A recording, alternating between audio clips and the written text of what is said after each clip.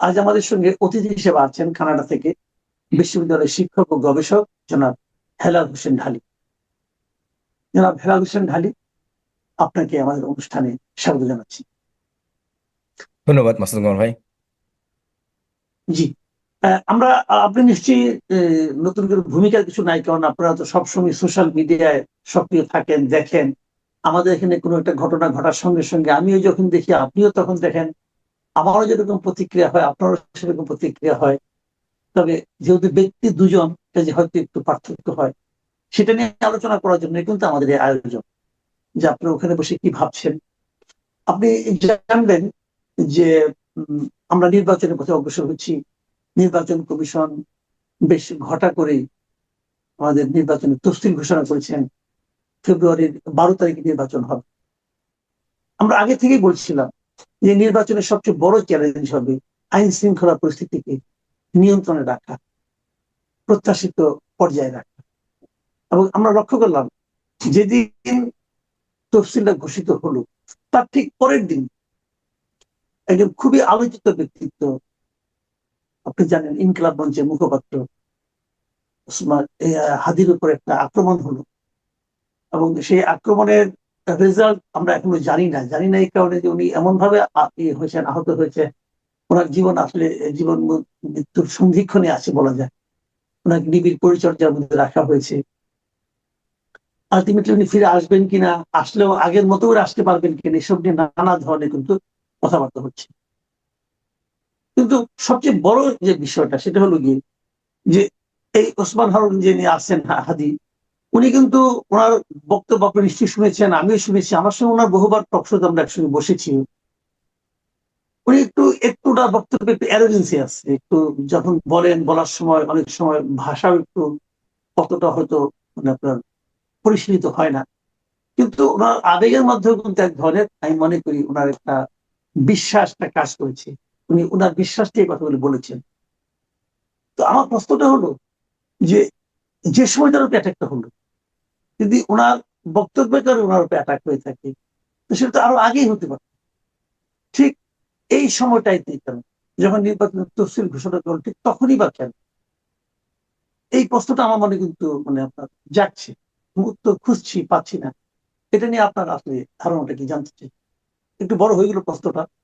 আহ, আপনার বলেন প্লিজ।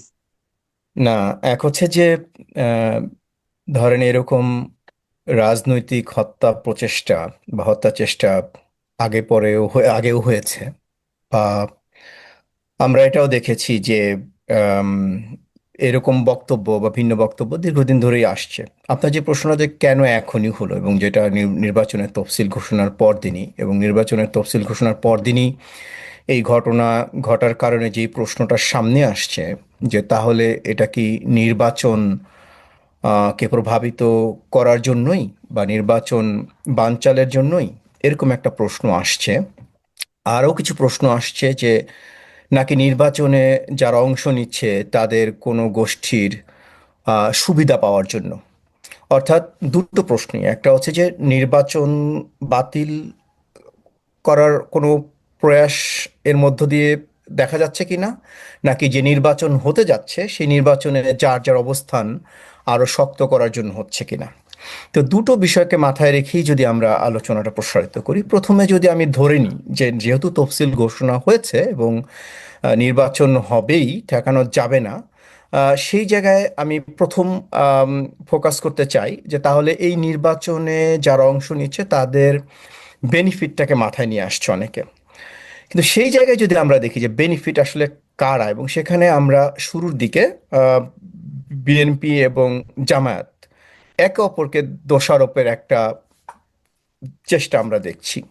যেমন আমরা দেখেছি যে এখানে বিএনপির প্রভাবশালী যে প্রার্থী মির্জা আব্বাস, যেহেতু উনি প্রভাবশালী এবং দীর্ঘদিনের বর্ষিয়ান রাজনীতিবিদ, ওনার দিকে আঙুল তুলেছে কোনো কোনো গোষ্ঠী। উনি যখন দেখতে গিয়েছেন তখন ওনার বিরুদ্ধে মিছিল করেছেন। আবার আমরা দেখেছি যে এখান থেকে যে মূলত আম, জামাত বা অন্য যারা প্রার্থী আছেন, সম্ভবত এনসিপিরও একজন প্রার্থী আছেন, তারা বেশি লাভবান হবেন, এরকম আমরা অঙ্গুলি নির্দেশনাও দেখেছি। তো সেই জায়গা থেকে আমরা যদি দেখি যে আসলে কার এই হাদির হামলার কারণে আসলে, বা হাদি যদি নির্বাচন থেকে সরে যান, তাহলে কে বেশি লাভবান হবেন, তাহলে সেখানটায় একদিকে আমরা মনোনিবেশ করতে পারি, এটা হচ্ছে সেই আঞ্চলিক পর্যায় থেকে। দ্বিতীয় যেটা হচ্ছে যে জাতীয়ভাবে নির্বাচন হওয়ার হবেই, এটা ধরে নিয়েও এই ঘটনার কারণে জাতীয়ভাবেও বা কারা লাভবান হবে, সেটাও যদি আমরা দেখি। তো আমার বিবেচনায় একটা বিষয় মনে হয়েছে যে হাদির উপরে হামলার কারণে বিএনপি কোনোভাবেই লাভবান হয় না আমার নিজস্ব বিশ্লেষণে। কারণ হচ্ছে যে একদিকে আঞ্চলিকভাবে যে আসনে নির্বাচন করছে, সেই আসনে বিএনপির যে প্রার্থী মির্জা আব্বাস, ওনার সম্পর্কে যেই সব অভিযোগ থাকুক না কেন, বিএনপির ভোট ব্যাংক নির্দিষ্ট। যেমন বিএনপির ভোট ব্যাংক কিন্তু আপনার ফ্লোটিং কম। বাংলাদেশ আওয়ামী লীগ বা বিএনপি, এদের ভোট কিন্তু খুব বেশি মুভ করার সম্ভাবনা কম থাকে। তো সেই জায়গায় বিএনপির তো নির্দিষ্ট ভোট আছেই। তো তাহলে ধরেন যাদের ভোটগুলো বিভাজন হয়ে যায়, ধরেন আমি প্রার্থী হিসেবে হাদির কথা যদি আনি, যে হাদি যদি শক্ত প্রার্থী থাকে, সেখানে কাদের ভোটগুলো বিভাজন হয় বা কাদের ভোটগুলো স্প্লিটেড হয়, তারা এখান থেকে লাভবান হয়। তো সেখানে আমরা যদি দেখি যে আঞ্চলিকভাবে লাভবান কারা, সেটা যদি আমরা বিবেচনা করি, তাহলে আহ, আসলে এর এর থেকে কারা লাভবান হবেন আমরা একটা হিসাব বের করতে পারি। আর জাতীয় পর্যায়েও যদি আমরা দেখি যে এই মুহূর্তে নির্বাচন যদি নির্বাচনকে যদি এই ঘটনা প্রভাবিত করে, কারা বেশি সিম্প্যাথি পাবে এই ঘটনার পরে, তো সেই জায়গায়ও আম, এখন পর্যন্ত মনে হচ্ছে যে এই ঘটনার পরে বিএনপি বেশি সিম্প্যাথি পাবে না। হুম, তো সেটাও একটা বিষয়। এখন আমি যদি ধরি ধরি যে দ্বিতীয় পর্যায়ে যে আচ্ছা নির্বাচন বানচাল সম্পৃক্ত এখানে, নির্বাচনের মধ্য থেকে কারা লাভবান হবে না হবে সেটা এক আলোচনা, সেটা আমরা বললাম। এখন নির্বাচন বানচালের যারা চাচ্ছে, বানচাল করতে চাচ্ছে, তাদের মধ্যে তাহলে এখানে কারা লাভবান হবে। সেক্ষেত্রে এক্ষেত্রে নির্বাচন বানচালে যদি বানচাল যদি হয়, তাহলে একটা গোষ্ঠী দাবি করছে যে আওয়ামী লীগ লাভবান হবে। এই অর্থে আওয়ামী লীগ লাভবান হবে যে নির্বাচন যদি পেছানো যায়, আওয়ামী লীগের আন্তর্জাতিক এবং জাতীয় পর্যায়ে গ্রহণযোগ্যতা যেই 24 সালের আগস্টের পরে যেটা ছিল, আস্তে আস্তে তৈরি হচ্ছে। বর্তমান সরকারের ব্যর্থতা বা আন্তর্জাতিক পর্যায়ে গ্রহণযোগ্যতার অভাব এবং আওয়ামী লীগের নিজেদের অবস্থান তুলে ধরার মাধ্যমে তাদের গ্রহণযোগ্যতা আস্তে আস্তে বাড়ছে। তাহলে এক হিসেবে দেখা যাচ্ছে যে আওয়ামী লীগ হয়তো নির্বাচন যদি এই মুহূর্তে না হয়, একটু পরে হয়, আওয়ামী লীগের সম্ভাবনা আছে। আর দ্বিতীয়ত নির্বাচন পেছালে এই মুহূর্তে যারা ক্ষমতা কাঠামোতে আছে, তারা লাভবান হবে। এবং ক্ষমতা কাঠামোতে আপনার জামায়াত আছে, আপনার এনসিপি আছে, বিএনপি আছে, সবাই এক ধরনের মিশ্রণ, কিন্তু তার মধ্যে বিএনপি খুব জোরালোভাবেই নির্বাচন চাচ্ছে। কারণ বিএনপির মনে করছে যে এই মুহূর্তে নির্বাচন হলে তখন বিএনপি এককভাবে তারা ক্ষমতায় আসবে। সুতরাং নির্বাচন বানচালের প্রশ্নে আমরা বিএনপিকে দেখি না যে বিএনপি নির্বাচন বানচালের দিকে যাবে। বিএনপি এখন প্রধান লক্ষ্য নির্বাচন করাটাই। তো তাহলে বানচালের লক্ষ্যে আমরা দেখছি যে এখানেও আমরা সুনির্দিষ্ট করে দেখছি যে সব পক্ষেরই আসলে এক ধরনের সম্পৃক্ততা বা লাভবান হওয়ার সম্ভাবনা আছে, যার কারণে আমরা আসলে সুনির্দিষ্ট করে এক পক্ষকে দায়ী করতে পারি না। আর সর্বোপরি আহ, আরো যদি দেখি যে আর কারা লাভবান হবে নির্বাচনের বাইরে গিয়ে, যদি বলি যে যে এই মুহূর্তে আসলে কারা লাভবান হবে, যে নির্বাচন বানচাল নাকি নির্বাচন হবে, তার বাইরে গিয়েও যদি দেখি যে আসলে এই ধরনের রাজনৈতিক ঘটনাগুলো দেখেন যে সাধারণত আমাদের প্রচার মাধ্যম থেকে শুরু করে আমাদের রাজনৈতিক নেতৃত্ববৃন্দ বা যারা ক্ষমতায় আছেন, তারা বা আমরাও এই ধরনের ঘটনাগুলোকে এত সেন্সিটিভ ভাবে গ্রহণ করি যে অন্যান্য অনেক সাধারণ ঘটনা আমরা আসলে ইগনোর করি, অ্যাভয়েড করি। তো গত 15 মাসে বা 16 মাসে আওয়ামী লীগ সরকারের পরিবর্তনের পরে মানুষের মধ্যে যে আশা আকাঙ্ক্ষা ছিল পরিবর্তনের ইতিবাচক, সত্যিকার অর্থে যে সেগুলোর কিন্তু কোনো কিছুই আসলে বাস্তবে আমরা বাস্তবায়ন দেখিনি। এখন অনেকে প্রশ্ন করছে যে হয়তো 15 মাসে সেটা সম্ভব না, কিন্তু যেটাই হোক না কেন, মানুষের তো আশা আকাঙ্ক্ষা থাকে।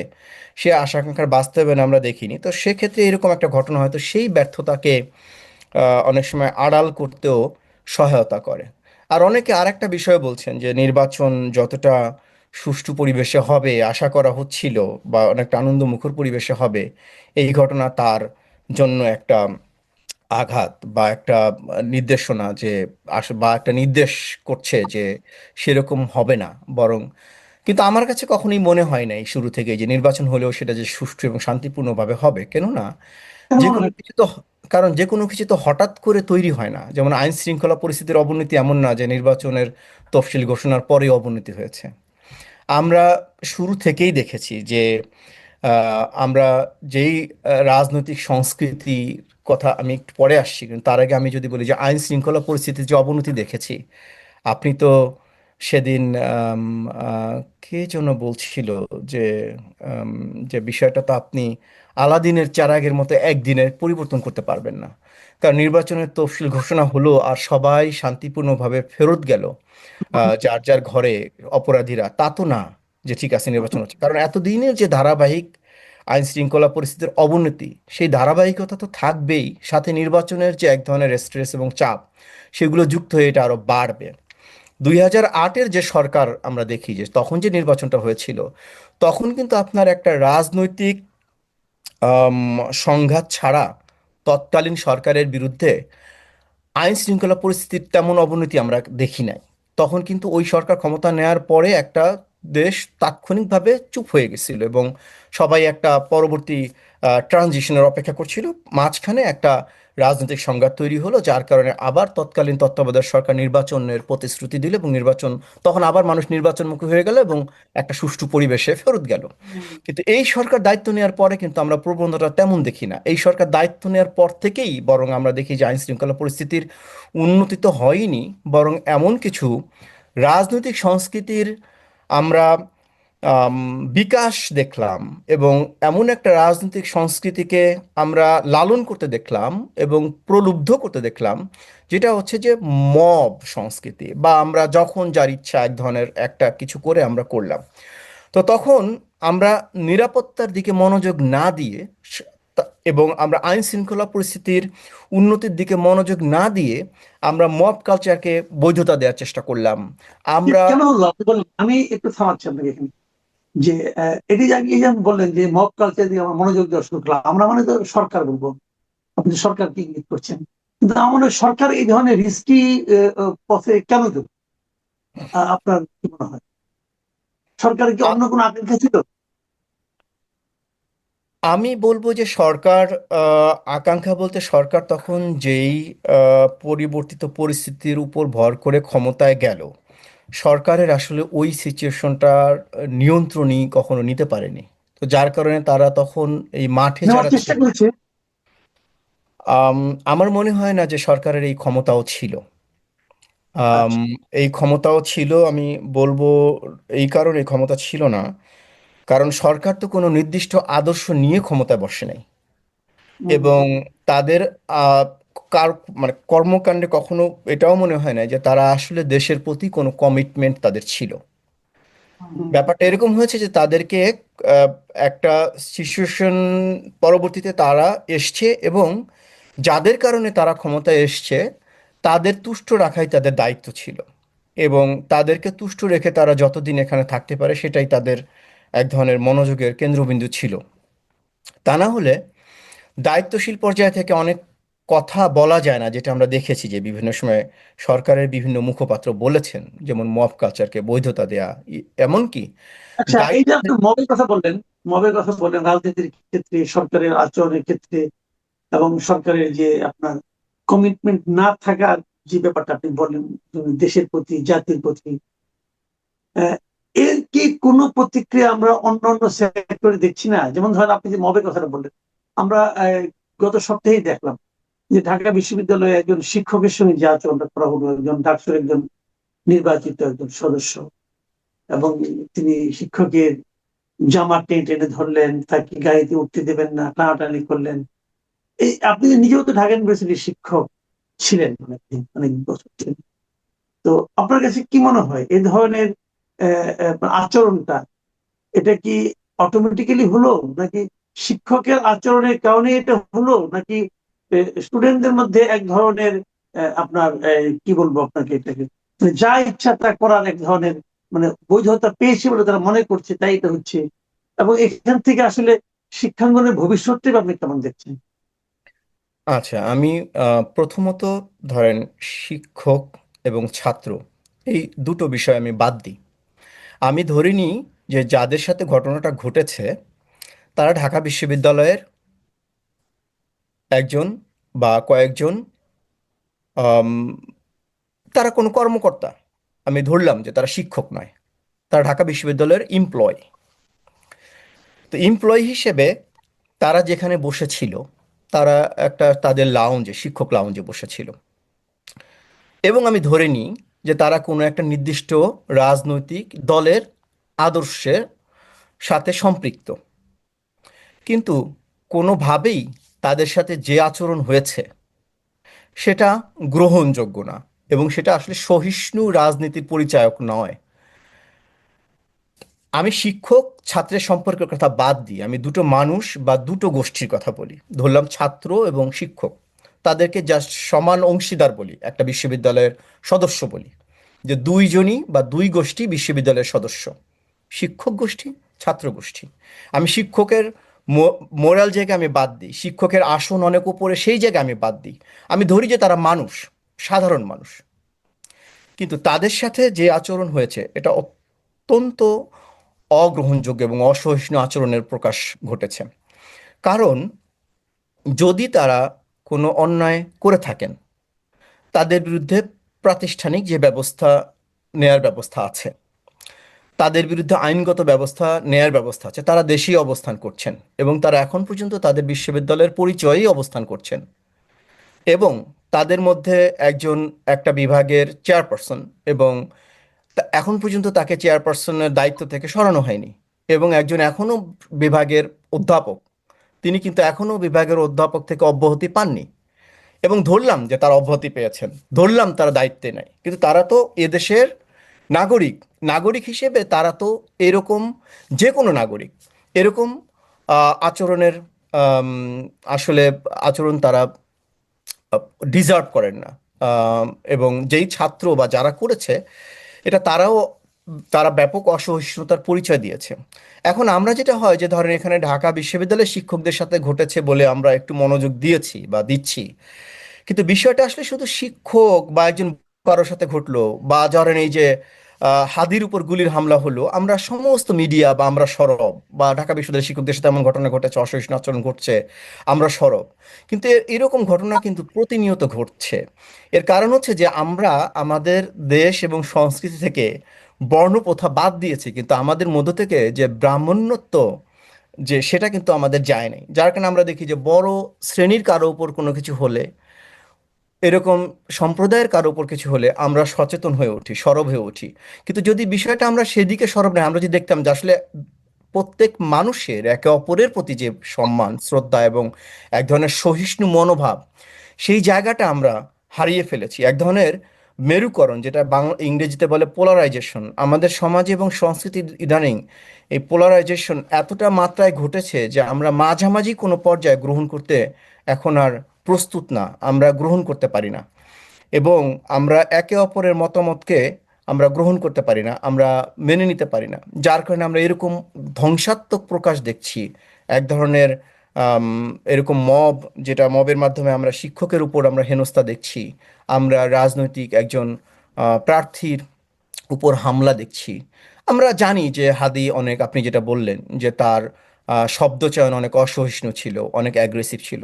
হ্যাঁ, তার বিরুদ্ধে ওরকম অ্যাগ্রেসিভ শব্দচয়ন করে তাকে আক্রমণ করা যেত, কিন্তু এই হামলা এক ধরনের আসলে সহিংস হামলার পরিচায়ক। আবার এটাও ঠিক যে এই হাদি এবং হাদিসহ এবং আম, বর্তমান যারা রাজনীতিতে যারা এরকম সক্রিয় আছেন বা এক ধরনের ফ্রন্ট লাইনে আছেন, তারা কিন্তু গত 15 মাসে এই ধরনের মব কালচার এবং অসহিষ্ণু আচরণকেই প্রশ্রয় দিয়েছেন। তো যেটা আসলে প্রত্যেকের নিজের উপরই বিপদটা ডেকে আনছে। যে যেমনটা আওয়ামী লীগ গত 15 বছরে যেমনটা করেছে, তার তার বলা যায় ফলাফলটা এখন তাকে ভোগ করতে হচ্ছে। অর্থাৎ এখানে প্রত্যেকটা রাজনৈতিক দল বা যে যেই রাজনৈতিক মত এবং পথেই থাকুক না কেন, প্রত্যেকেই যে অসহিষ্ণু মনোভাব দেখিয়েছে এবং যে ধরনের ধ্বংসাত্মক কার্যক্রম এবং সহিংস কার্যক্রম করেছে, তার ফলাফল কিন্তু প্রত্যেকের নিকটই ফেরত যাচ্ছে। তো এটা এই পরিবর্তনের পরে একটু থমকে গিয়ে নিজেরা রিফ্লেক্ট করে কিন্তু এই পরিবর্তনটা ঘটানো যেত, কিন্তু আমরা দেখেছি সেই প্রতিহিংসার রাজনীতি, হুম, সেই অসহিষ্ণুতার চর্চা, সেই মানুষকে থমকে দেওয়ার চর্চা। তো তার ফলাফল হুম, তো আসবেই। যেমনটা হুম, আওয়ামী লীগের উপর ফেরত গেছে, তেমনটা এদের উপরও ফেরত আসবে। এবং এটা তো হাদি জানতোই, যে হাদি বিভিন্ন সময় বলেছে যে আমার উপর আক্রমণ আসবে, কারণ হাদি জানতো যে সেও কিন্তু সেই অসহিষ্ণুতার চর্চা চালিয়ে গেছে, বা এখন যারা আছে। এবং আপনি দোষারোপের রাজনীতিও কিন্তু এখন চলছে, দেখেন যে আমরা চিহ্নিত হওয়ার আগেই কিন্তু একে অপরকে দোষারোপ করলাম, যেটা আগেও ঘটেছে। যে একটা ঘটনা ঘটার পরেই সেই আমাদের রবীন্দ্রনাথ কবিতার মধ্যে যে কেষ্টা বেটাই চোর, আওয়ামী লীগের সময়ও দেখা গেছে যে কিছু ঘটনা ঘটার পরেই জামাত বিএনপি করেছে অপরাধীকে চিহ্নিত করার আগেই। আবার এখনো আমরা দেখছি কিছু হলেই আগে সে আওয়ামী লীগকে এখন বলা হচ্ছে। অথচ যদি সেই দিকে না গিয়ে প্রথমে অপরাধীকে কেন, কে তাকে হুকুম দিয়েছে, কার সাথে তার সম্পৃক্ততা ছিল, এই যদি অপরাধীর দিকে আমরা ফোকাস করতাম, তাহলে হয়তো আমরা আসলে প্রকৃতভাবেই এই সমস্যার উত্তরণ, সমস্যা থেকে আমরা আসলে মুক্তি জি। পেতাম। আমরা একটু রাজনীতির বাইরে আসি। আপনি জানেন গত দুদিনে এই দেশে একটা ঘটনা ঘটেছে, যেটা খুবই মর্মান্তিক বলে আমাদের কাছে মনে হয়েছে। এই রাজশাহীর তানোরে একটা ছোট্ট শিশু একটা গর্তের মধ্যে পড়ে গিয়েছিল, এবং গর্তটা মানে কি মানুষেরই তৈরি গর্ত। তো তাকে উদ্ধার করা যায়নি, তো 32 ঘন্টা চেষ্টার পর তাকে উদ্ধার করা গিয়েছে। এবং ততক্ষণে সে তখনও জীবিত ছিল, কিন্তু হাসপাতালে নেওয়ার পর সে মারাই গিয়েছে। শিশুর সাজিদের কথা বলছি আমি। তো এই ধরনের ঘটনা কিন্তু সারা দুনিয়াতে মানে অনেক ঘটে, অনেক ঘটে, এবং এটা নিয়ে অনেক মুভিও হয়েছে। আমি আমি নিজে একটা মুভি দেখেছি, মালায়ালাম একটা মুভি ছিল আরাম নামে, নয়নতারা অভিনয় করেছিল। সেখানেও কিন্তু এই ধরনের একটা বাচ্চা পড়ে গিয়েছিল একটা বড় ডিপ টিউবওয়েলের গর্তে, এবং তাকে কে উদ্ধার করা হয় কি সময়, খুবই চমৎকার মুভি, অনেকে দেখতে পারেন। তো এখানে আমরা পারিনি, ওটার শেষটা ভালো ছিল, এটা শেষটা মিলনাত্মক ছিল না। তো এই ঘটনাটা আমাদের প্রশাসনিক, আমাদের সামাজিক, আমাদের রাষ্ট্রীয় যে চেহারাটা আপনার সামনে তুলে ধরে, সেটা আপনাকে মানে কিভাবে প্রভাবিত করে, যদি একটু দেখুন, ছোট করে বলেন। জি আমি অবশ্যই বলবো। দেখুন যে এই ঘটনাটি অবশ্যই আমাকে খুবই প্রভাবিত করেছে। আমার নিজেরও সন্তান আছে এবং আমি আসলে 2 দিন ধরেই খেয়াল করছিলাম যে ওর উদ্ধারের কি হয়। আপনি বলেছেন যে বিভিন্ন দেশে ঘটে, বিভিন্ন দেশে ঘটে, যেমন কয়েকদিন আগে এখানেও কানাডায় মন্ট্রিয়লে একটা আহ, আম, 13 বছরের মেয়ে স্কুল বাস থেকে নেমে, যেই স্কুল বাস থেকে নেমেছে সেই স্কুল বাসের আঘাতেই সে মারা গেছে। কিন্তু আমি দেখবো যে পরবর্তী কর্মকাণ্ডগুলো কি, অ্যাকশনগুলো কি, দায়িত্বগুলো কি। আমাদের যেটা হয় যে আমরা কিন্তু বরাবরই একটা দায়িত্বহীনতার পরিচয় দিই। এখানে যেরকম এর পরবর্তীতেই কিন্তু এক ধরনের অ্যাকশন নেওয়া হয়েছে, ড্রাইভারদেরকে ডাকা হয়েছে কি কি করা যায়, কিভাবে এটা ঠেকানো যেত, এবং যাতে পরবর্তীতে কম হয়। কিন্তু আমাদের এখানে দেখেন যে এরকম কিন্তু সারা দেশেই কিন্তু এরকম বহু গর্ত এবং পাইপ পুঁতে রাখা আছে। আমি এখন পর্যন্ত শুনিনি, আমি জানি না আপনি শুনেছেন কিনা, যে সরকারের পক্ষ থেকে কোনো তদন্ত কমিটি গঠন করা হয়েছে, বা কোনো কমিটি করা হয়েছে যারা খুঁজে বের করবে এরকম কতগুলো পাইপ আছে। 2016 বা 15 সালে এরকম আরেকটা ঘটেছিল খিলগাঁয়ে। তো আমরা Right. দেখিনি যে এরকম কোনো উদ্যোগ বা তৎপরতা, বা এখনো দেখছি না যে ঠিক আছে এরকম কোনো কমিটি করে দেওয়া হয়েছে যারা এই গর্তগুলো খুঁজে বের করবে, বা এরকম মানে পাইপ যে লাগানো আছে এগুলো খুঁজে বের করবে, এগুলো বন্ধের ব্যবস্থা করবে, এবং যারা যারা এরকম দায়িত্বহীনতার পরিচয় দিয়েছে, অর্থাৎ যারা যারা এই পাইপগুলো লাগানোর সাথে সম্পৃক্ত ছিল, তাদের শাস্তির কোনো আমি এখন পর্যন্ত কোনো উদ্যোগ দেখিনি। তো এটা হচ্ছে যে খারাপ লাগা, দুর্ঘটনা ঘটে, কিন্তু আমার প্রশ্ন হচ্ছে যে সেই দুর্ঘটনা নিরসনে আমরা কি উদ্যোগ নিলাম। একটা, এই যে আমরা যেটা বললাম যে ব্রাহ্মণত্ববাদ থেকে আমরা বের হয়ে আসতে পারিনি, যে অর্থাৎ একটা উচ্চ পর্যায়ের কারো শিক্ষা, মানে আমি বলি যে রাজনৈতিকভাবে কারো কোনো মানে দুর্ঘটনা ঘটলে আমরা যতটা মনোযোগী হই, ঠিক ততটা আমরা কিন্তু সাধারণ মানুষের ক্ষেত্রে হই না। যার কারণে এই ঘটনাগুলো প্রতিনিয়ত ঘটে যাচ্ছে, এবং আমাদের মনোযোগও, সাধারণ মানুষের মনোযোগও এমনভাবে আমরা ঠিক এই রাজনীতিক রাজনৈতিক পালাবদল ওলের উপর আমরা এতটা নিবন্ধ থাকি যে আমাদের এই সাধারণ বিষয়গুলো আমাদের মাথা থেকে হারিয়ে যায়, আর এই সাধারণ মানুষের অধিকারগুলো আর আদায় হয় না, বা তাদের স্বাভাবিকভাবে বেঁচে থাকার নিশ্চয়তাগুলো নিশ্চিত করা হয় না। এই সাজিদ কিন্তু প্রস্তুত ছিল না মৃত্যুর জন্য। হাদি প্রস্তুত ছিল। হাদি জানতো যে সে যে রাস্তায় নেমেছে সে মারা যাবে। সুতরাং আমি যে প্রস্তুত, আমি তার নিরাপত্তা তো আমি দিলামই না, কিন্তু যে প্রস্তুত না তার নিরাপত্তাটা তো আমার ভাবার দরকার ছিল আরো বেশি। যে না, আমি তো সাধারণভাবে একটা শান্তিপূর্ণ জীবন যাপন করতে চেয়েছিলাম। আমি আমার একটা সুস্থ স্বাভাবিক মানুষ হিসেবে আমার যে বাঁচার অধিকার, সেই অধিকারটা আমি নিশ্চিত করতে চেয়েছিলাম। আমি তো কোনো জেনে বুঝি আমি কোনো সংগ্রামে যাইনি। আমি যেখানে জানি যে আমার মৃত্যু নিশ্চিত, তাহলে আমি একটা সাধারণ জীবনযাপন করতে চাই। আমি আমার আম, দৈনন্দিন আমার ব্যয় থেকে আমি আমার টাকা দিচ্ছি সরকারকে, ট্যাক্স দিচ্ছি, আমি একটা সাধারণ জীবন নিশ্চিত করার জন্য। তো সেই দিকে তো আমি মনোযোগ দিচ্ছি না। আমি নির্বাচনের জন্য যে কোটি কোটি টাকা খরচ করছি সাপোজ, বা আমি যে যে আমি যে বলছি যে সবকিছু আমার তো সেই সাজিদের বাবার ট্যাক্সের টাকায় হচ্ছে, কিন্তু আমি সাজিদের নিরাপত্তা দিতে পারছি না কেন? সেদিকে কেন আমি মনোযোগ দিচ্ছি না? তো জি, আমাদের এই অনেক ব্রাহ্মণত্ববাদ ধন্যবাদ। থেকে বের হয়ে আসতে হবে। সাধারণ জি, মানুষের প্রয়োজনগুলো নিরাপত্তার দিকেও মনোযোগ দিতে হবে। অনেক ধন্যবাদ, অনেক ধন্যবাদ ডক্টর হেলাল হোসেন ঢালী। প্রিয় দর্শক, আপনারা শুনলেন আহ জনাব হেলাল হোসেন ঢালীর বিশ্লেষণ বিভিন্ন বিষয়ে, আমাদের রাজনীতির ব্যাপারে, আমাদের মব কালচারের ব্যাপারে, আমাদের সামাজিক পরিবর্তনের ব্যাপারে, এবং আমাদের রাষ্ট্রের যে দায়িত্ব মানুষের প্রতি, সেই দায়িত্ব কিভাবে অবহেলা করা হচ্ছে সেটার ব্যাপারে আমি দুটো বিষয় নিয়ে একটু কথা বলতে চাই প্রিয় দর্শক। প্রথমত হলো যে, আমি যদি হাদির বিষয়টা ধরি, হাদির কথায়, হাদির আচরণে অনেকে বিব্রত ছিলেন, অনেকে বিরক্ত ছিলেন, অনেকে দুঃখিত ছিলেন। কিন্তু সেই দুঃখ এবং সেই বিব্রতকর অভিজ্ঞতা এবং সেই অনুভূতির বিনিময়ে কিন্তু হাদির রূপে যেটা হলো সেটা কিন্তু প্রত্যাশিত নয়। আমরা এটা কখনোই এভাবে কামনা করি না। কিন্তু খুবই আনফর্চুনেট একটা বিষয়, একটা প্রবণতা দেখে আমি খুবই দুঃখ পেয়েছি, যেটা আমি জনাব হেলাল আপনার সঙ্গে শেয়ার করতে ভুলে গিয়েছিলাম, এখন আমি বলি। সেটা হলো, আমি সোশ্যাল মিডিয়ায় কিছু লোকের কথাবার্তায় দেখলাম তারা যেন এক ধরনের উল্লাস প্রকাশ করছে, তারা যেন আনন্দ প্রকাশ করছে। আমার কাছে মনে হয়েছে এটা একটা মানবিক বিকৃতি। এটা হতে পারে না, এটা হওয়া উচিত না। আপনার যদি হাদির কোনো কথা, আপনার যদি মন খারাপ হয়ে থাকে, আপনি সেটাকে যুক্তিগ্রাহ্য ভাবে প্রতিহত করেন, কথা বলবেন, কিন্তু তার মৃত্যু কামনা কেন করবেন? এটা তো হয় না। এবং তার আহত হওয়াতে আপনি উল্লাস করে প্রকাশ করবেন। এবং এটাই কিন্তু জনাব হেলাল হোসেন ঢালিও কিন্তু বললেন যে এটা কি চক্রাকারে চলতেই থাকবে? যে তোমার মৃত্যু কামনা করব, তুমি আমার মৃত্যু কামনা করবে, এই দেশকে এভাবে তাহলে অগ্রসর হবে? এভাবে তো দেশ অগ্রসর হবে না, জাতি অগ্রসর হবে না। প্রিয় দর্শক, আপনারা ভাববেন। আর দ্বিতীয় একটা বিষয়, সাজিদের গর্তে পড়ার ব্যাপার। সাজিদ তো গর্তে পড়ে বেঁচে গিয়েছে, মরে গিয়ে বেঁচে গিয়েছে। আমরা যে একটা বিশাল গর্তে প্রতিদিন পড়ে যাচ্ছি, সে অন্ধকার গর্ত, আমাদের সামাজিক যে অবক্ষয়, সে অবক্ষয়ের গর্তে আমরা প্রতিনিয়ত কিন্তু পড়ছি, এবং আমাদেরকে ঠেলে ঠেলে ফেলে দেওয়া হচ্ছে।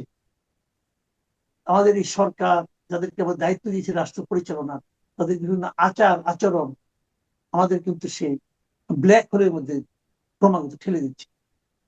এর হাত থেকে আমাদের মুক্তি কিভাবে হবে, এগুলো নিয়ে আপনারা ভাববেন। আমরা আগামীতে আবার আলোচনা করবো, আপনাদের মতামত দিবেন। আপনারা সবাই ভালো থাকবেন। আপাতত এই পর্যন্ত। আল্লাহ হাফিজ। নাহিদ আক্তার, নাহিদ আক্তারের সঙ্গে আমাদের আগামী আলোচনা, কয়েক মিনিটের আলোচনা, আশা করি আপনারা উপভোগ করবেন।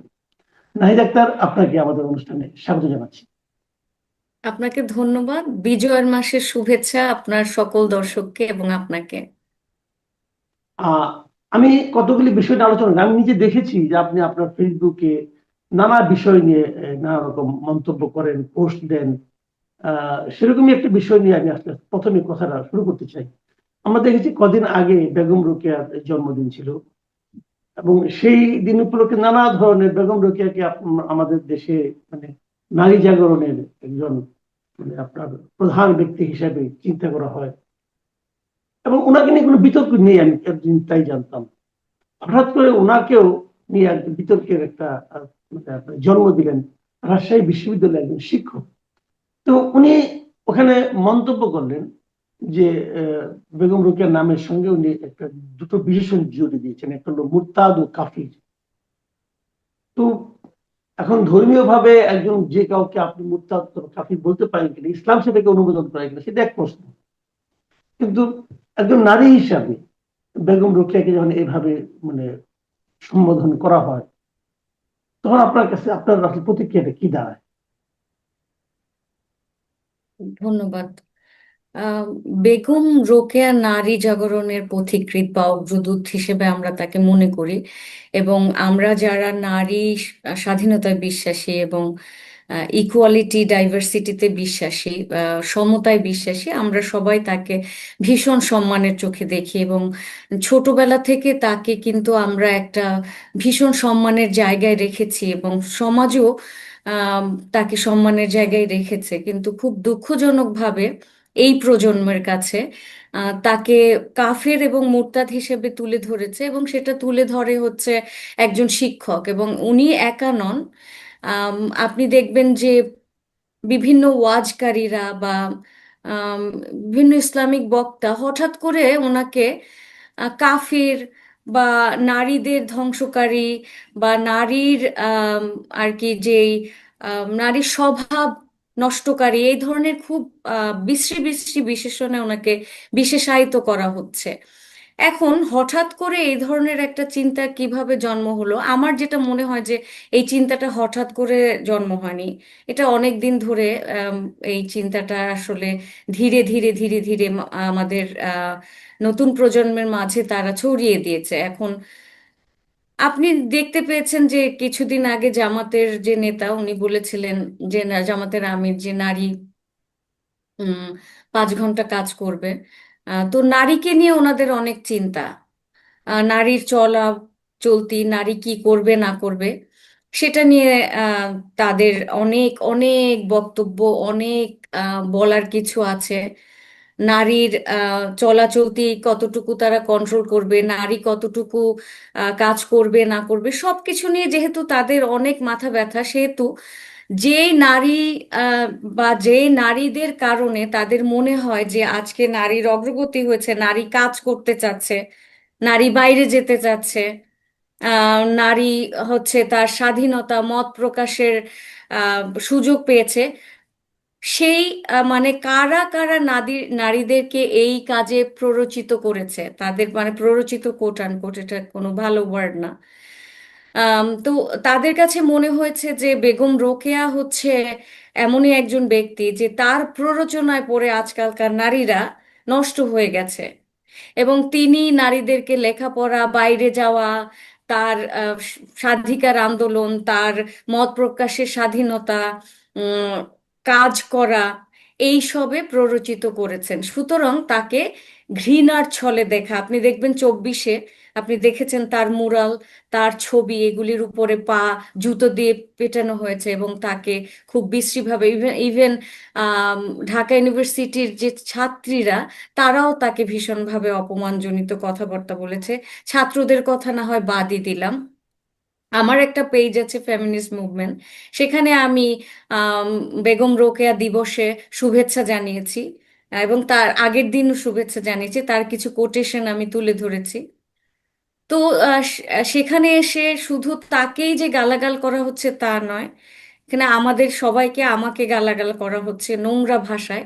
এবং এই যে জেনজির নোংরা ভাষা, আমি আরো একদিন বলেছিলাম যে এই দেশে বিশ্ববিদ্যালয়ের একজন শিক্ষক বলেন যে গালিগালাজ হচ্ছে আপনার জেনজির মতামত প্রকাশের ভাষা এবং জেনজির প্রতিবাদ করার ভাষা। সেখানে তারা তো শিখিয়ে দেয় যে তারা গালিগালাজ করবে। বেগম রোকেয়া যখন নারী জাগরণের প্রতীক, সুতরাং নারীর জাগরণ কেন হবে, নারী কেন কথা বলবে, সুতরাং তাকে গালাগাল করা জায়েজ হয়ে গেছে। এখন এই এই জায়েজটা হচ্ছে সবাই মিলে দীর্ঘদিন ধরে, এবং শিক্ষিত অশিক্ষিত সবাই তাকে কেন হঠাৎ করে ধর্মবিরোধী কাফের মুরতাদ হিসেবে উপস্থাপন করা হচ্ছে, এটা আমি আসলে বুঝতে পারছি না। কারণ আমার জানা মতে তিনি আহ, একজন প্রপার মুসলিম, এবং তিনি কখনো ধর্মবিরোধী কোনো কথা বলেনি বা ধর্মকে কটাক্ষও করেনি। আমার জানা মতে তিনি নামাজ রোজা করেছেন, কিন্তু তারপরেও তাকে এবং তাকে না, শুধু আপনি আজকাল দেখবেন যে কাউকে নাস্তিক ট্যাগ দেওয়া যায়। আপনি ইভেন আপনি যদি বিগত রেজিমেরও একটা ভালো দিক তুলে ধরেন, ধরেন পদ্মা সেতু বা মেট্রো রেল সম্পর্কে দু একটা ভালো কথাও যদি বলেন, তাতেও কিন্তু আপনাকে নাস্তিক বলা যায়। মানে সোজা কথা, তাদের মতবাদের বিরুদ্ধে গেলেই সে নাস্তিক। এই যে সুতরাং এখন হচ্ছে বেগম রোকেয়াকে নাস্তিক বা মুর্দাত হিসাবে তাকে একেবারে প্রতিষ্ঠিত করে ফেলেছেন তারা, খুব দুঃখজনকভাবে। এবং জেনজির কাছে, নতুন প্রজন্মের কাছে সাকসেসফুলি এই মেসেজটা দিতে তারা সক্ষম হয়েছে। এবং এটার বিরুদ্ধে কিছু হচ্ছে না। আপনি কি দেখেছেন যে প্রশাসন কোনো ব্যবস্থা নিয়েছে? এই যে সাইবার বুলিং নিয়ে এত কথা হয়, এটা মারাত্মক সাইবার বুলিং। বেগম রোকেয়াকে নিয়ে মারাত্মক সাইবার বুলিং হচ্ছে। ঘৃণ্য জঘন্য কথোপকথন, কমেন্টস তাকে নিয়ে দিচ্ছে, তার বাজে বাজে ছবি, তার ছবির উপরে নোংরা নোংরা মিম বানানো হচ্ছে। কই, সেগুলি নিয়ে তো কোনো ডিজিটাল নিরাপত্তা ব্যবস্থা নেওয়া হচ্ছে না, তার বিরুদ্ধে প্রশাসন কিছু করছে না। এই সরকার তাহলে কি চাচ্ছে যে নারীরা পিছিয়ে থাকুক বা নারী জাগরণ না হোক, আমরা ঘরে থাকি 5 ঘন্টা, তাও চাকরি করতে পারবো না, ঘরে বসে টাকা দিবে? দিলে তো ভালো, কি হবে আমি যে ঠিক জানি না। না, আপনি এই কথাটা একদমই ঠিক বলেছেন। মানে নারীদের উপর ঝাঁপিয়ে পড়ার একটা যেন প্রবণতা আমরা লক্ষ্য করছি। আপনি লক্ষ্য করবেন, কদিন আগে একটা ঘটনা ঘটেছিল একটা টেলিভিশনের একটা লাইভ টক শোতে। একজন উপস্থাপিকা রুকসানা আঞ্জুমান নিকট, যমুনা টেলিভিশনে, আমি সেটা দেখলাম পরে ভিডিওতে। ওখানে উনি একটা বক্তব্য দিয়েছেন এবং উনি আরেকজন অতিথিকে বলেছেন যে এটা শোটা কিভাবে চলবে এটা আমি ঠিক করবো। কারণটা হলো, উনি বলেছেন যে আপনি কথার মধ্যে কথা বলতে পারবেন না, আপনি যখন পরে আবার আপনার আসবে, সুযোগ আসবে, তখন আপনি কথা বলবেন না, উনি তখনই কথা বলতে হবে তাকে। এবং এটা নিয়ে উনি বলেছেন যে এটা আমার শো, আমি এটা জানি, আমি এটা সিদ্ধান্ত নেব অনুষ্ঠানে আমি কিভাবে চালাবো। এই ছিল কথা। দেখেন, আমি নিজে সাংবাদিকতা দীর্ঘদিন করেছি, আমি নিজে সাংবাদিকতা ছাত্র, ইউনিভার্সিটি সাংবাদিকতা পড়েছি। এবং এটাই নিয়ম যে উপস্থাপক, যিনি অ্যাঙ্কর হবেন, তিনি ঠিক করবেন অনুষ্ঠানটা কিভাবে চলবে, তিনি ঠিক করবেন কাকে কি প্রশ্ন তিনি করবেন। এটি নিয়ম। কারণ আপনি গেলেন, মনে করেন, ধরেন আমি একজন অতিথি হিসেবে অনেক জায়গায় যাই, আমি কি যে উপস্থাপককে বলতে পারবো আপনি আমাকে এই প্রশ্নটা করেন? এটা তো বলতে পারবো না। সে তার চাহিদা অনুযায়ী সে প্রশ্নটা করবে, সে আমাকে ওইভাবে সুযোগ দেয়। আমি বলতে পারবো যে আমাকে সবার আগে প্রশ্ন করেন? এটা আমি বলতে পারবো? আমি বলতে পারবো না। তার তার নিয়ম অনুযায়ী সে করবে। সেটুকু, এইটুকু হলো ঘটনা। কিন্তু পরে দেখা গেল যে এই নারীকে নিয়ে নানা মহল থেকে এমন ভাবে ট্রল করা হলো, এবং বানিয়ে বানিয়ে তার সঙ্গে এর ছবি লাগিয়ে, তার ছবি লাগিয়ে, এবং উদ্ভট উদ্ভট সব মানে কথা, যেগুলো নাকি মানে উচ্চারণ পর্যন্ত করা যায় না, করলো। এবং সেগুলি নিচে আবার অনেকজন অনেকে কমেন্ট দিচ্ছে যে হ্যাঁ ঠিক বলেছেন, ঠিক অমুক তমুক, আবার কমেন্ট করে আরো বেশি মানে উদ্ভট। তো এই যে প্রবণতাটা, এটাকেই আপনি কিভাবে মূল্যায়ন করবেন? এর থেকে উত্তরণের উপায় বা কি হতে পারে? আমি ওই দিকে আসছি যে একটা মানে প্রোগ্রামে সে এই কথা বলতে পারে কিনা। তার আগে আমি একটু বলি যে নিকোলকে নিয়ে কিভাবে সাইবার বুলিং হচ্ছে। যেমন ধরেন কোট আনকোট খাট কাঁপানো বলতে একটা বাক্য খুব জঘন্য শোনা যায়, এগুলি উচ্চারণ করার মতো না, তারপরেও এই কথাটা তাকে নিয়ে মানে ঢালাও ভাবে প্রচার হচ্ছে। সে ফ্যাসিস্টের দোসর হয়ে গেছে হঠাৎ করে। যখন জুলাইয়ের আন্দোলনে কিন্তু নিকোল একটা খুব রিমার্কেবল ভয়েস ছিল, এবং Right. নিকোলকে অনেক সেলিব্রেটও করেছে সবাই। সে কিন্তু আম, আম, আপনি দেখবেন মীর মুগ্ধকে নিয়ে সে যে যেদিন কেঁদেছিলেন, পুরো জাতি তার সাথে হয়তো কেঁদেছিল। তো ওই সময় যে তার একটা অসাধারণ ভূমিকা, সেই ভূমিকাটা কিন্তু প্রশংসা করেছিল। কিন্তু এখন যারা তাকে গালি দিচ্ছে, ফ্যাসিস্ট বলছে, যে ফ্যাসিস্টের দোসর, তারা এখন তাদের বিরুদ্ধে হঠাৎ করে চলে গেছে।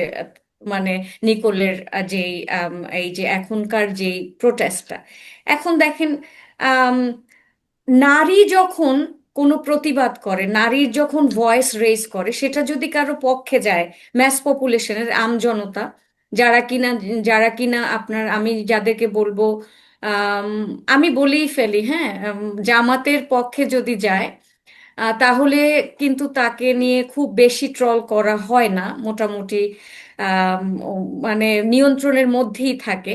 কিন্তু জামাত শিবিরের বিরুদ্ধে যখনই দেখবেন কোনো নারী ভয়েস চলে যায়, তখনই কিন্তু তাকে নিয়ে নোংরা নোংরা মন্তব্য, খাট কাঁপানো, বা সে কার সাথে she slept with somebody, or she has boyfriends, this and that, তার বাচ্চাটাকেও মাফ করা হচ্ছে না। সো এখানে মানে এই যে একটা পুরুষের সাথে যখন কোনো ক্রাইম তারা অ্যাসোসিয়েট করে, বা একটা পুরুষের বিরুদ্ধে যখন কোনো কিছু যায়, কোনো কথা যায়, তখন কিন্তু ওই কথাটা নিয়ে বা তার মন্তব্য নিয়ে, তার যে ক্লেমটা নিয়ে, যে সে যে বিষয়টা নিয়ে কথা বলে, ওই বিষয়টা নিয়ে তাকে অ্যাটাক করা হয়।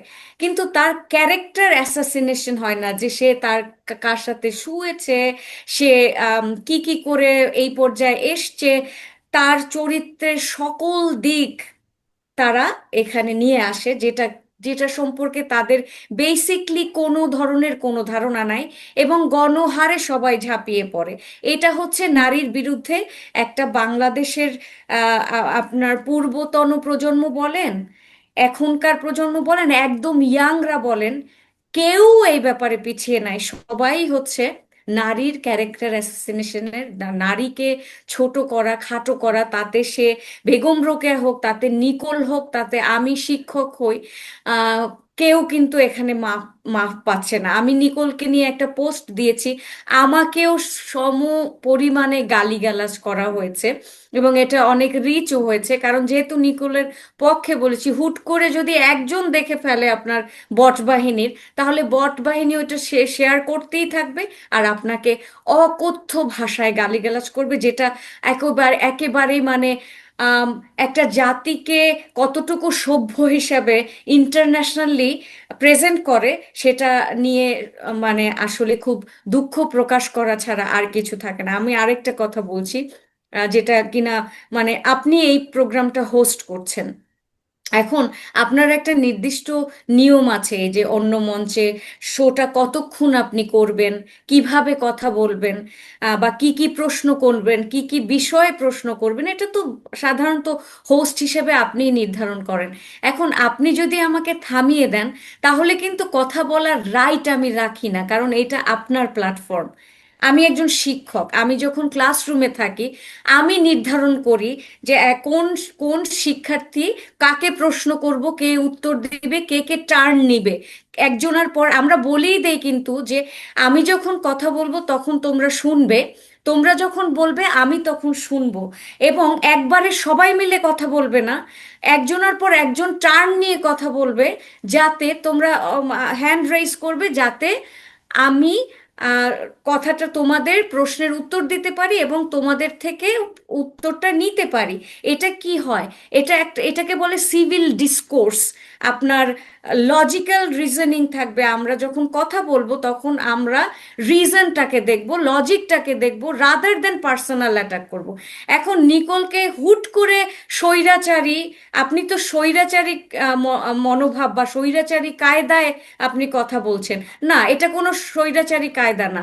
এটা হচ্ছে একটা শো, সে একজন হোস্ট, সেই নির্ধারণ করবে তার শোটায় কে কতক্ষণ কথা বলবে। আপনার মনে আছে 24-এ 2 মিনিট করে বা একটা নির্দিষ্ট সময় ধার্য করে দেওয়া হতো, তারপর মাইকটা হুম, বন্ধ হয়ে যেত? এর হুম, কারণটা কি? কারণ শো এর একটা নিয়ম শৃঙ্খলা যাতে বজায় রাখে, এটা কিন্তু একটা শৃঙ্খলার অংশ। এবং এই শৃঙ্খলা, এই মেনে চলা, ডিসিপ্লিন মানা মানে কিন্তু আনডেমোক্রেটিক কোনো প্রসেস না। এখন যেটা আমি বারবার বলি, যে আমরা গণতন্ত্রকে বুঝি না, আমাদের দেশে গণতন্ত্রকে মবতন্ত্র হিসেবে আমরা এখানে আর কি মপতন্ত্র হিসেবে বিষয়টাকে আমরা প্রচার করার চেষ্টা করছি। এই যে ব্যারিস্টার শাহরিয়ার, উনি ইংল্যান্ডে ছিলেন, উনি একজন ব্যারিস্টার। উনি কি জানে না যে কথা বলার একটা নিয়ম আছে, টার্ন আছে, তার টার্ন কখন আসবে, তাকে কখন সুযোগ দিবে, তখন সে কথা বলবে। তো নিকোল রাইটলি বলতেই পারে যে আমার শোটা আমি যেভাবে চাইবো সেভাবেই আমি আমার শোটাকে নিয়ন্ত্রণ করব। এখন দেখেন, রাষ্ট্র কিন্তু আমাকে আপনাকে তার সকল নাগরিকের যে বিহেভিয়ারকে তার বায়ো পাওয়ার দিয়ে নিয়ন্ত্রণ করে। আমাদের যে সাইকোলজি এবং আমাদের বায়োলজি, এটা কিন্তু ফুললি রাষ্ট্র কন্ট্রোল করে। আমরা কিভাবে চলবো, আমরা ট্রাফিক লটা কিভাবে মানবো, আমাদের বিহেভিয়ার কিভাবে হবে। যারা এই যে মিশেল ফুকুর বায়ো পাওয়ারটাকে বোঝে, তারা খুব সহজে বুঝবে। আমরা কিন্তু পুরো নিয়ন্ত্রণ, আমাদের ফ্রি উইল কতটুকু আছে বা আমরা কতটুকু নিয়ন্ত্রিত, এই বিষয়গুলি যারা নিয়ে পড়াশোনা করেছে, তারা কিন্তু কখনো এই ব্যাপারে এইভাবে মন্তব্যই করবে না। তো ব্যারিস্টার শাহরিয়ার, উনি একজন আইনের লোক হয়ে উনি তো যেখানে যাচ্ছে যা খুশি তাই বলছে। উনি হয়তো ভিউ চাচ্ছে, উনি কন্ট্রোভার্সি ক্রিয়েট করতে চাচ্ছে, পপুলার হতে চাচ্ছে। ক্লিক বেইট জার্নালিজম যেটা, সেটা ওনার ক্ষেত্রে হেল্পফুল হবে। যাই হোক, কিন্তু ওনার মতো একজন আইনের ব্যক্তি এই ধরনের একটা কথা বলতে পারে কিনা, হুট করে একজনকে স্বৈরাচারী বলে দেওয়া, তাকে অপমান অপদস্থ করে কথা বলা, তাকে কোনোভাবেই হোস্ট করতে দেয়া হচ্ছে না, তাকে সুযোগে দেওয়া হচ্ছে না। এটা কি পসিবল নাকি? আপনি আমাকে এখন থামালে আমার চুপ করে যেতে হবে, এটাই তো নিয়ম।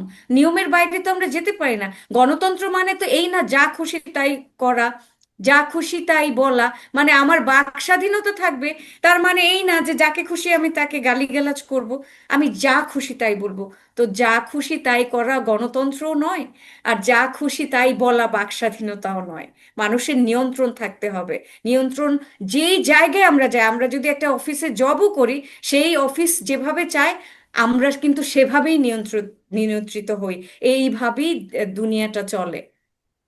তার মানে আপনি বলতে চাচ্ছেন যে তারা মপতন্ত্রকে গণতন্ত্র হিসাবে চালিয়ে দেওয়ার চেষ্টা করছে, প্রচারের চেষ্টা করছে। জি, অনেকদিন ধরে সেটাই আচ্ছা, আমরা হচ্ছে, আরেকটা প্রশ্ন 24-এর পর আসি। থেকে তাই হচ্ছে।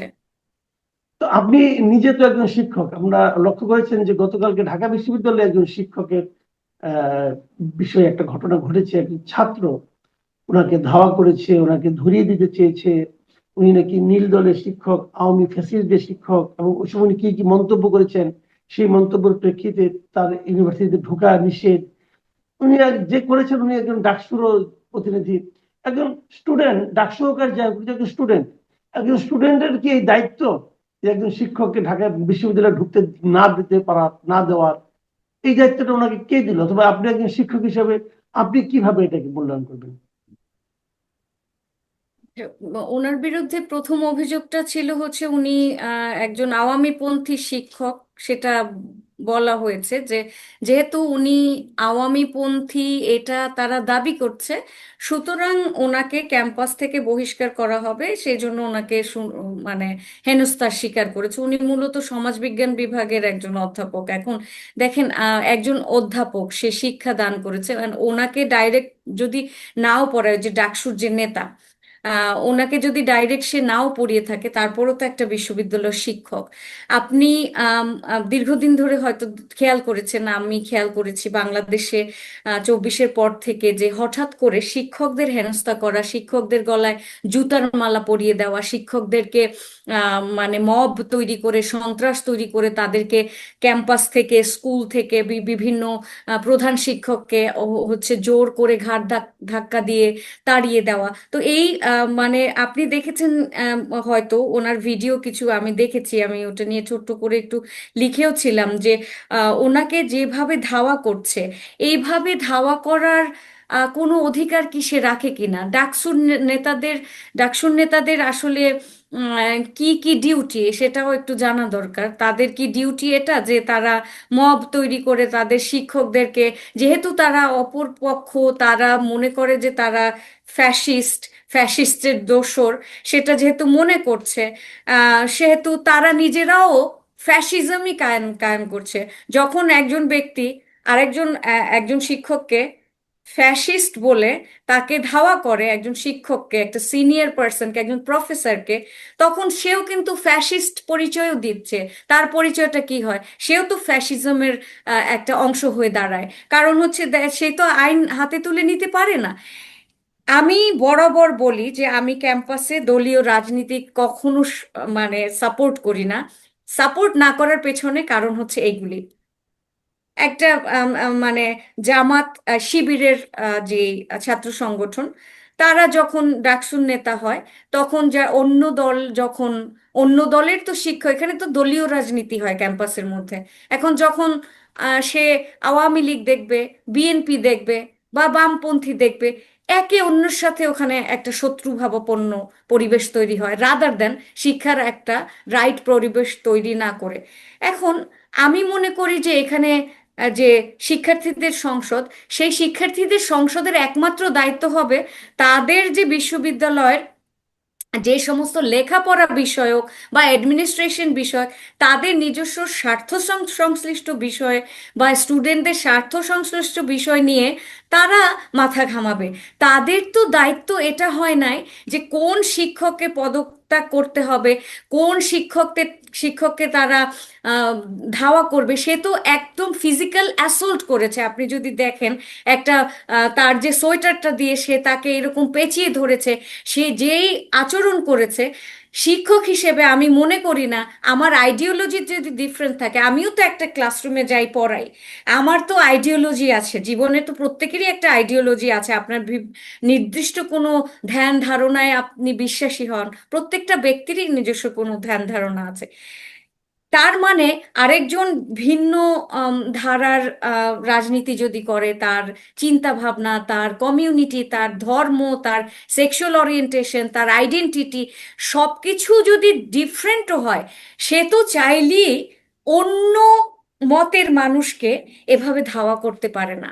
এই যে আমি সিভিল ডিসকোর্সের কথা বলেছিলাম, সিভিল ডিসকোর্স মানে কি? এইগুলি তো আমরা শিখি না, এগুলি আমাদের বিশ্ববিদ্যালয়ে শেখায় না। যেহেতু আমি প্রথম থেকে বিদেশে শিক্ষকতা করি, আমরা কিন্তু সিটিজেনশিপ এডুকেশন বলতে একটা এডুকেশন শেখাই, যেখানে অ্যাজ এ সিটিজেন একটা মানুষ কিভাবে বিহেভ করবে একটা স্টেটের নাগরিক হিসেবে।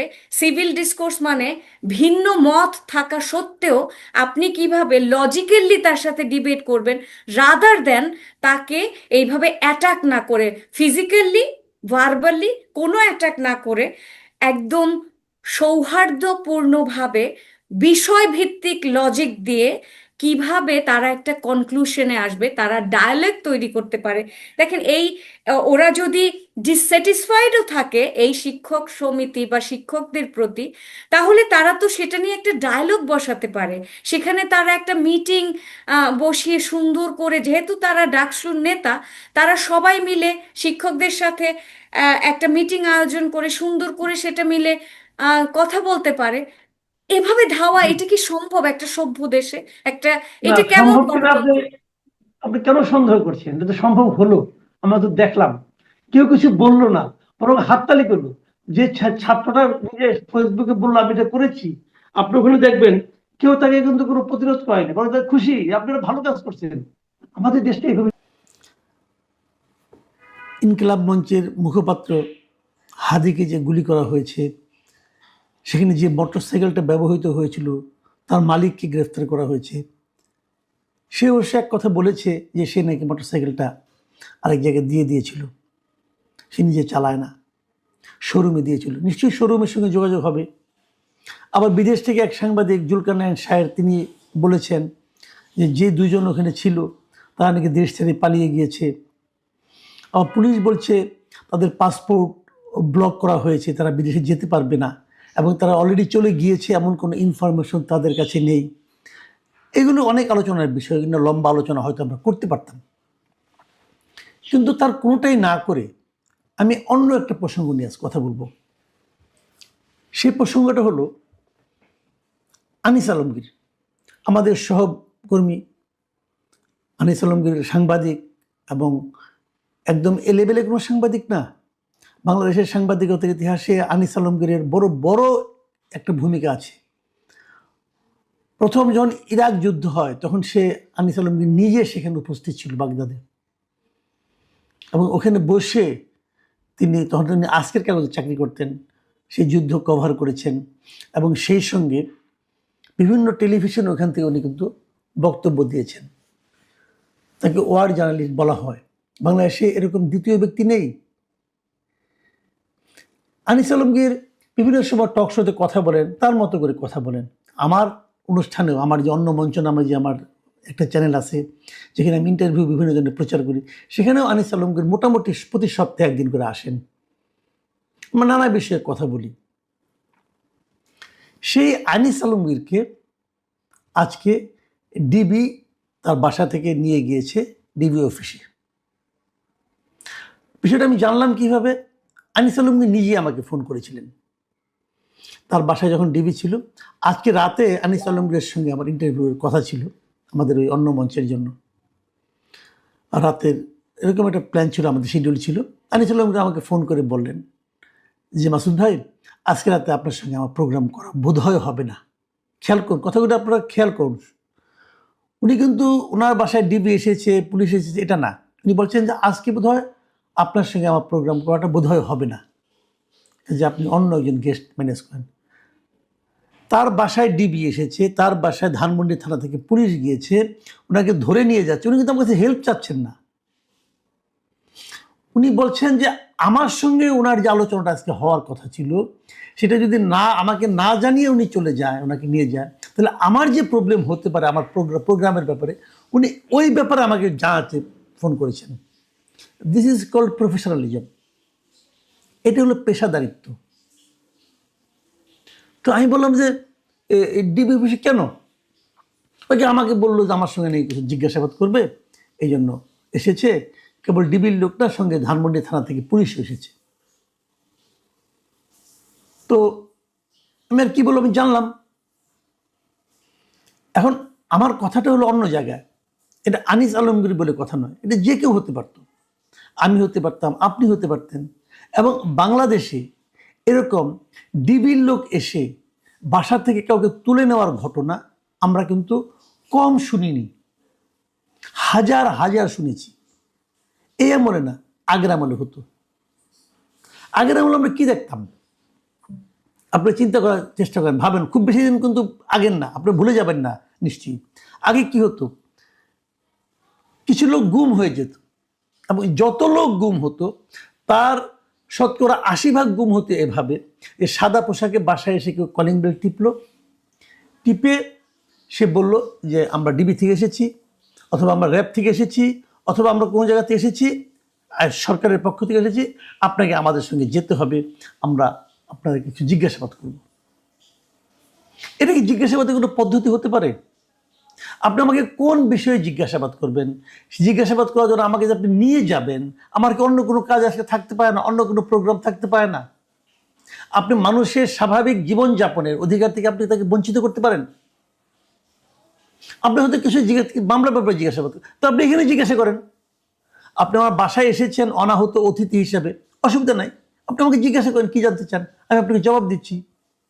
অথবা যদি আপনার জন্য ওখানে যেতে হয়, ওই লোক যদি আমাকে জিজ্ঞাসা যায় বা যিনি করবেন, তিনি যদি এই পর্যন্ত আসতে কষ্ট হয় ওনার, উনি আমাকে ফোন করলেই পারেন, আপনার কাছে এই বিষয়টা আমি একটু জানতে চাই। আমাকে ওখানে নিয়ে যেতে হবে কেন? প্রথম প্রশ্ন, যদি নিয়ে যেতে হয় আমাকে কি আপনি গ্রেপ্তার করলেন, নাকি এমনি নিতে পারলেন? আপনি যদি আমাকে গ্রেপ্তার না করেন, তাহলে আপনি আমাকে নিয়ে যেতে পারেন কি হিসেবে? আপনি নিয়ে যাবেন, আপনি তো আমাকে বর্ণনা করতে হবে। তারপরে কথা হলো, আমাকে কি আপনি কোনো গ্রেপ্তারি পরোয়ানা দেখিয়েছেন? কেউ দেখায়, কেউ দেখায় না। এটা যদি আমি পৃথিবীর যে কোনো সভ্য দেশকে বলি, তারা কি বলবে? আইনকে এইভাবে চলা উচিত, চলতে দেওয়া উচিত। এগুলি শেখ হাসিনার আমলে চলত। শেখ হাসিনা এগুলো করতেন, ওনার সুবিধার জন্য করতেন, ওনার স্বৈরাচারী শাসনকে টিকিয়ে রাখার জন্য করতেন। কাউকে নিয়ে গেল, পরে জিজ্ঞাসাবাদ করলাম ডিবি নিয়ে গেছে, বলছি না আমরা কাউকে তো আনিনি, কেউ আর কাউকে আনিনি, ওই লোকটা হাওয়া হয়ে গেল। এটাকে আমরা গুম বলতাম, তাকে আর ফিরে পাওয়া যেত না। অনেক লোক এভাবে কিন্তু আমাদের দেশ থেকে হারিয়ে গেছে। এখন হয়তো হারিয়ে যাচ্ছে না, কিন্তু আপনি নিয়ে যাচ্ছেন। আপনি কোন আইনে নিচ্ছেন ভাই, আমাকে বোঝান। আপনাকে প্রথমত কি করতে হবে? আপনি যদি বাসার থেকে কাউকে ডাকতে চান, তাহলে তাকে আপনার গ্রেফতারি পরোয়ানা দেখাতে হবে। আজকে ঘটনাটা কিন্তু ঘটেছে সন্ধ্যার পরে। আমার কাছে সেই ফোনে কলের আছে, টাইম লেখা আছে, সেটা সন্ধ্যার পরে।